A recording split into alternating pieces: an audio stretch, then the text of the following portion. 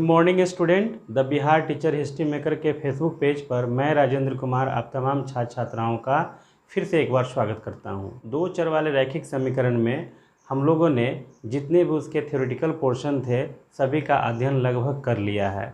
अब हम एनसीईआरटी के बुक के इससे संबंधित प्रश्नावली के प्रश्नों को हल करने के तरीके के बारे में जानेंगे। बच्चों, एनसीईआरटी के बुक में 3.3 से लेकर के 3.7 तक के कुल 5 प्रश्नावली दो चर वाले रैखिक समीकरण से संबंधित है। 3.3 से लेकर 3.7 तक के जो 5 प्रश्नावली दिए गए हैं उसमें दो तरह के प्रश्न हैं। एक प्रश्न ऐसे हैं जिसको आपको किसी न किसी विधि के माध्यम से हल करने हैं। जैसे हो सकता है कि आपको किसी प्रश्न में प्रतिस्थापन विधि का प्रयोग करना पड़े, किसी प्रश्न में विलोपन विधि का करना पड़े, किसी प्रश्न में आपको ब्रजगुणन विधि का करना पड़े। और एक ऐसे प्रश्न हैं जो आपके दैनिक जीवन की समस्याओं से जुड़े हुए हैं, जैसे दो संख्याओं के अंकों का योग या फिर उम्र वाले या फिर अंश हर वाले, जो हमारे दैनिक जीवन की समस्याएं सामान्यतः होती है उन समस्याओं से प्रश्न संबंधित है और उसे हल करने हैं। हमने आज का जो क्लास रखा है वह आपको विभिन्न प्रकार के विधियों से जो सवाल बनेंगे उससे संबंधित है। दैनिक जीवन से संबंधित प्रश्नों को हल करने के लिए हम एक अभ्यास का अलग से फिर कक्षा रखेंगे। तो चलिए बच्चों, हम लोग देखते हैं एक्सरसाइज वाइज कैसे हम प्रश्न को हल करेंगे। यहाँ हम एनसीईआरटी के बुक के प्रश्नावली 3.3 के प्रश्नों के बारे में बात करते हैं। प्रश्नावली 3.3 के फर्स्ट में बहुत सारे सवाल दिए गए हैं, लेकिन उन सभी सवालों को आपको प्रतिस्थापन विधि से हल करने हैं, ये ध्यान रखिएगा। और दूसरा जो प्रश्न है उस प्रश्न को हमने इसे प्रीवियस वाले क्लास में हल कर दिया है।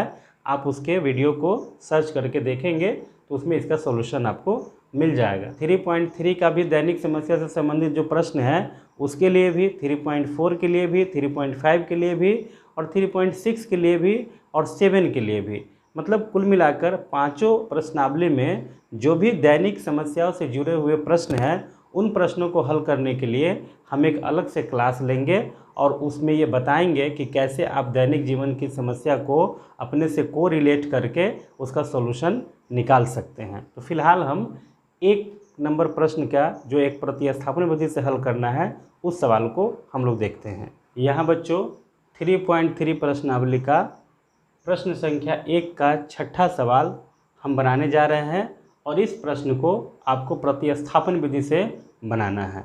चलिए देखते हैं।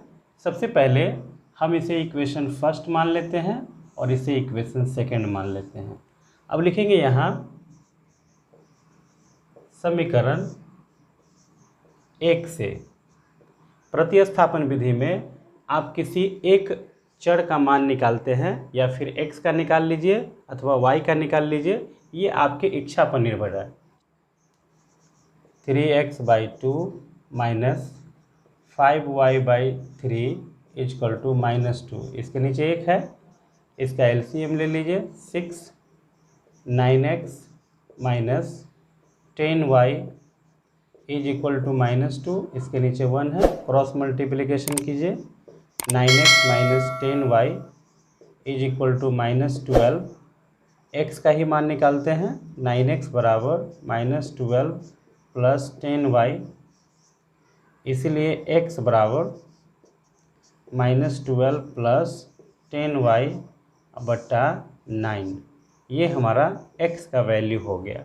अब इस x के वैल्यू को प्रतिस्थापित कर देंगे इक्वेशन सेकंड में। तो यहाँ लिखना पड़ेगा x का मान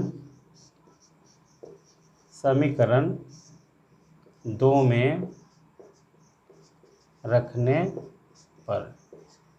आप दो समीकरण को इसी प्रकार से पहले सीधा कर लीजिए, फिर उसका वैल्यू पुट कीजिएगा। तो दो समीकरण है x/3 प्लस y/2 बराबर 13/6। यहाँ एलसीएम ले लेते हैं। 6 2x plus 3y is equal to 13/6।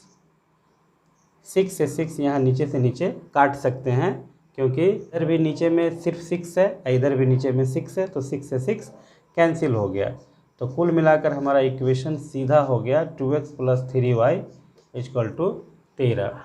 अब इसमें x का वैल्यू रख देंगे, तो x का वैल्यू रखिएगा बच्चों, तो 2 इंटू एक्स का मान आपको यहाँ निकला है -12 प्लस 10y बट्टा 9 रख दिए, plus 3y is equal to 13। अब क्या करेंगे, 2 से 9 कटेगा नहीं, तो -24 plus 20y by 9 plus 3y by 1 equal to 13। इसके नीचे भी एक है। अब क्या करेंगे, इसका एलसीएम लेंगे, 9 और 1 का 9, ये तो यही हो जाएगा 24 प्लस 20y और 9 3 27y इक्वल टू 13। इसके नीचे एक है।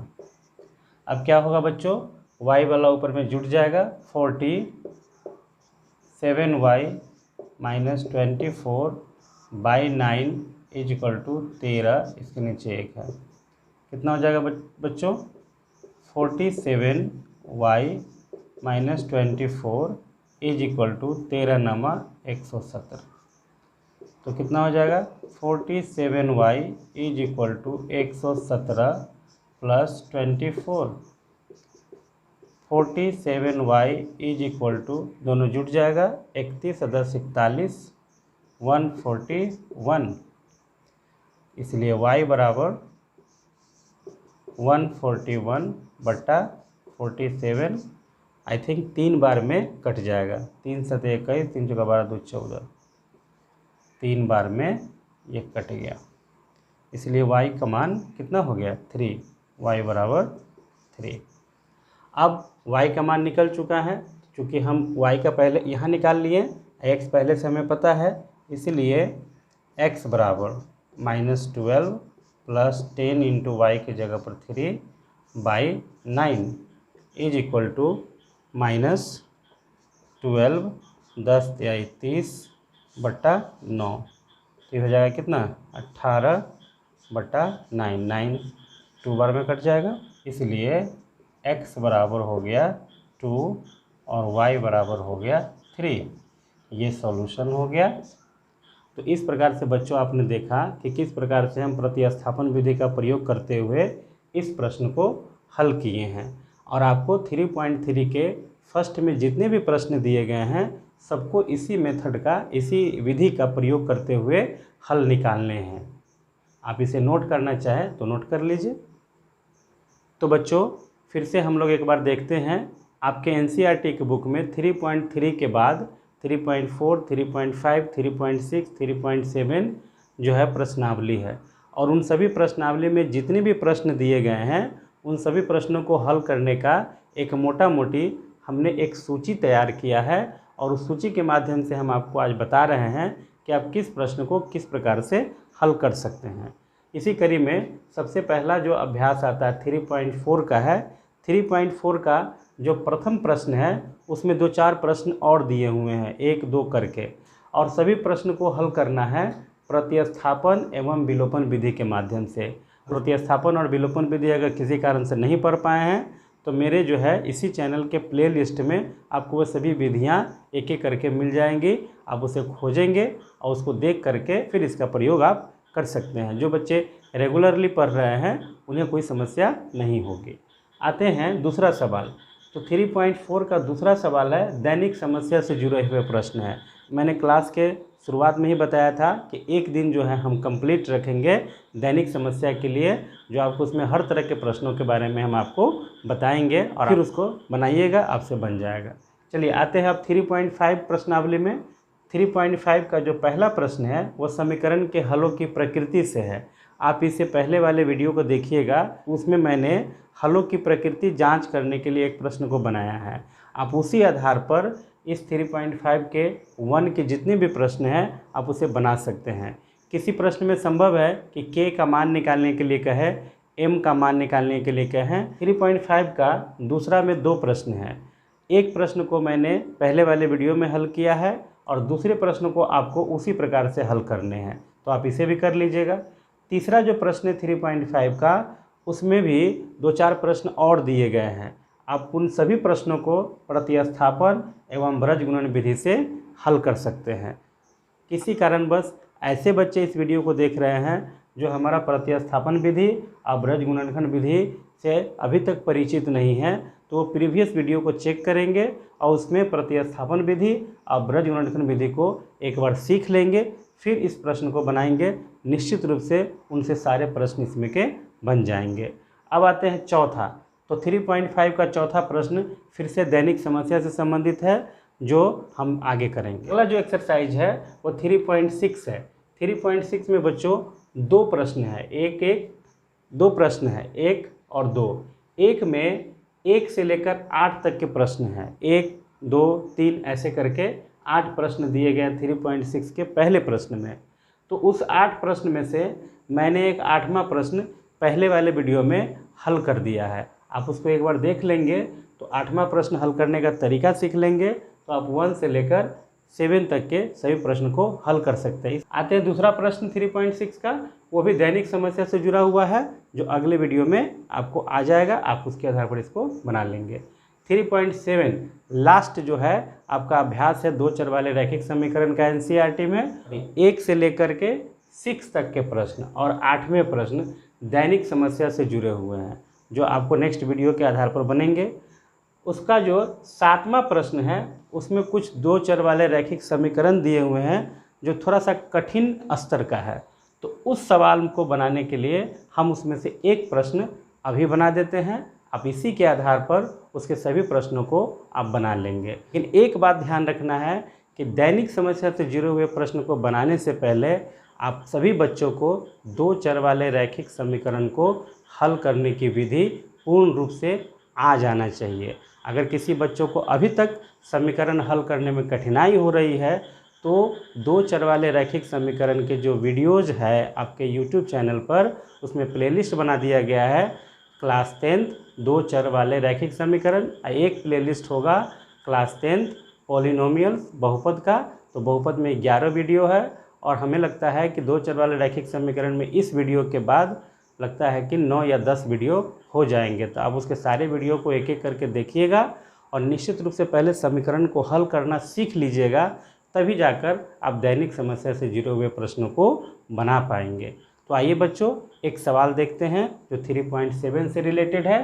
तो आइए बच्चों 3.7 के 7वां का चौथा सवाल हम लोग के बीच है, इसे हम बना करके देखेंगे। यहाँ एक बात ध्यान रखना है कि 3.7 के 7वें प्रश्न में जितने भी समीकरण दिए गए हैं उन समीकरणों को किसी पर्टिकुलर विधि के माध्यम से नहीं बनाना है, क्योंकि प्रश्न में ऐसा कोई इंस्ट्रक्शन हमें निर्देश पहले से प्राप्त नहीं है कि इसे प्रतिस्थापन विधि से बनाने हैं या ब्रज गुणन विधि से बनाने हैं। ऐसी स्थिति में आप किसी भी विधि का प्रयोग यहाँ कर सकते हैं, लेकिन सबसे ज़्यादा व्यापक प्रयोग जो है विलोपन विधि का होता है। तो आप प्रयास करेंगे कि जहाँ कोई निर्देश प्राप्त नहीं है प्रश्न में कि इसे किस विधि से बनाना है, वैसे प्रश्न को आप विलोपन विधि से ही बनाने का प्रयास कीजिएगा, बहुत आसान तरीके से बन जाता है। चलिए तो देखते हैं इसको। यहाँ हम पहले वाले समीकरण को सीधा समीकरण 1 मान लेंगे, क्योंकि इसमें x के साथ y का समावेश नहीं है और इसमें y के साथ x का समावेश नहीं है, इसलिए v और u मानने का कोई आवश्यकता नहीं है। हाँ, दूसरे समीकरण में थोड़ा सा हम प्रयास करेंगे कि a प्लस b का गुना अगर x से कर दिया जाए तो a plus b into x plus यहाँ a प्लस b का गुना फिर y से कर दिया जाए तो a plus b into Y बराबर a square plus b square, ये समीकरण 2 हो जाएगा। अब आप समीकरण 1 और 2 के y वाले पद को देखिए, तो y के साथ यहाँ गुणांक a प्लस b है, y के साथ यहाँ गुणांक a प्लस b है। कुल मिलाकर y वाला पद हमारा पहले से समान हो गया, तो इसमें किसी भी प्रकार से समीकरण 1 या 2 में कोई गुना करने की आवश्यकता नहीं है। सीधे यहाँ लिख देंगे समीकरण 1 एवं समीकरण 2 से, ठीक है। लिखते हैं a minus B into x a plus B into Y is equal to A square minus 2ab minus B square. नीचे वाला a plus B into x plus A plus B into Y is equal to A square b square. अब चूंकि y को लुप्त करना है और y वाले पद का चिन्ह समान है तो यहाँ पर लिखेंगे घटाने पर। तो घटाने पर ये माइनस, ये भी माइनस, ये भी माइनस, ये भी माइनस, आपका ये वाला पद कैंसिल हो जाएगा। यहाँ ए स्क्वायर वाला पद कैंसिल हो जाएगा, बी वाला कैंसिल तो होगा नहीं क्योंकि ये भी माइनस में, ये भी माइनस में। x कॉमन ले लेंगे तो ऊपर वाले में बच जाएगा a माइनस बी, यहाँ माइनस से गुना होगा तो माइनस a माइनस बी, कोष्ठ बंद। अब इधर देखिए क्या हो जाएगा बच्चों, तो इधर होगा आप माइनस 2ab ऊपर से, minus B square minus 2b square. तो यहाँ देखते हैं अंदर में कुछ कटने उठने का पोजीशन है, a से a कट जाएगा और माइनस बी तो माइनस 2b इंटू एक्स बराबर इधर क्या हो जाएगा, इधर भी माइनस 2b कॉमन लिया जा सकता है तो माइनस 2b कॉमन ले लिए तो इसमें बच जाएगा कितना a अब प्लस इसमें b, इसलिए x बराबर minus 2b into a plus B और बट्टा माइनस 2b। अब माइनस 2b से माइनस 2b कैंसिल हो गया तो x बराबर हमारा a प्लस बी यहाँ वैल्यू आ गया। अब इस x के मान को किसी भी समीकरण में हम डाल देंगे तो हमें y का मान निकल जाएगा। तो ऐसा करते हैं बच्चों, x का मान समीकरण 1 में डालते हैं। तो x का मान समीकरण 1 में रखने पर एक हमारा ये है तो क्या है a minus B into x plus A plus B into Y equal to A square minus 2ab minus B square. चलिए यहाँ पर डालिए a माइनस बी, एक्स के जगह पर a plus b plus A plus B into Y equal to A square minus 2ab minus B square. क्या हो जाएगा बच्चों, a minus B into a plus b, ये हो जाएगा a square minus B square plus A plus B into Y equal to A square minus 2ab minus B square. बच्चों इधर वाला पूरे को उस साइड ले जाना है तो इधर क्या बच जाएगा, इधर बच जाएगा a plus B into Y equal to A square minus 2ab minus B square और ये इधर जाएगा तो minus A square plus B square. A square से ए स्क्वायर कट गया, बी स्क्वायर से बी स्क्वायर कट गया, बचा क्या, इधर बच गया a plus B into Y is equal to minus 2ab, इसलिए y बराबर सीधा माइनस 2ab बट्टा a प्लस बी, ये हमारा y का वैल्यू हो गया। अतः यहाँ लिख दीजिए x बराबर a प्लस बी, y बराबर माइनस 2ab बट्टा a प्लस बी, यही आपका आंसर हो गया। तो बच्चों आपने देखा कि 3.7 के 7 का जो प्रश्न ये था इसे मैंने विलोपन विधि के माध्यम से कैसे बनाया।